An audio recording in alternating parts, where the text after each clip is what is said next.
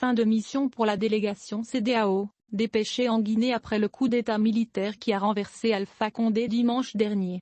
Les ministres des Affaires étrangères du Ghana, du Togo, du Burkina Faso et du Nigeria ont quitté Conakry ce vendredi soir. Ils ont rencontré le colonel Mamadi Doumbouya, à la tête du Comité national de redressement et de développement qui a pris le pouvoir. Comme elle le demandait, la délégation a pu voir Alpha Condé. Il va très bien, assurent plusieurs membres de la délégation qui l'ont vu cet après-midi, qui ont discuté avec lui au quartier général des forces spéciales à Conakry. C'était la priorité de cette mission, s'assurer de la santé et des conditions de vie du président déchu arrêté dimanche.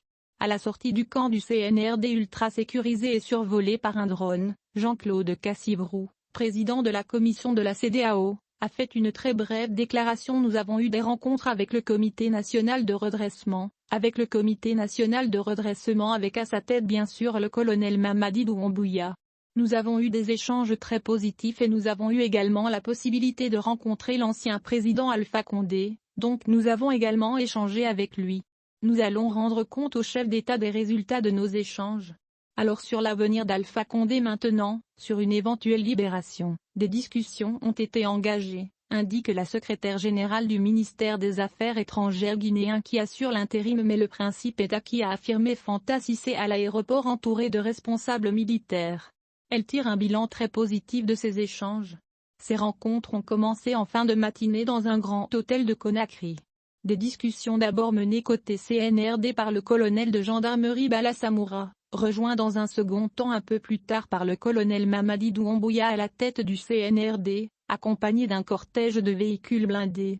Il était très ouvert, très franc selon la ministre des Affaires étrangères du Ghana, qui conclut « Nous sommes venus prendre contact, c'est fait, et nous allons poursuivre ce dialogue ».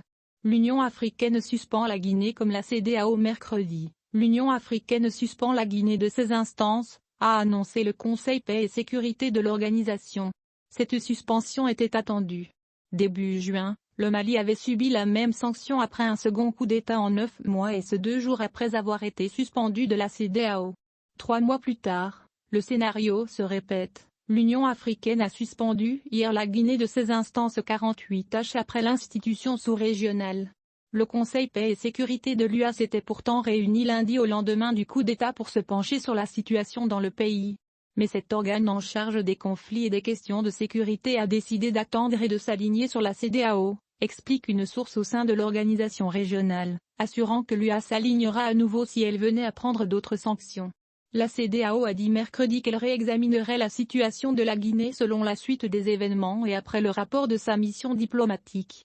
L'an dernier, la CEDEAO avait pris des sanctions essentiellement économiques contre le Mali après le premier coup d'État. Sanctions qui avaient été levées après que les militaires maliens se soient engagés à respecter une transition de maximum 18 mois.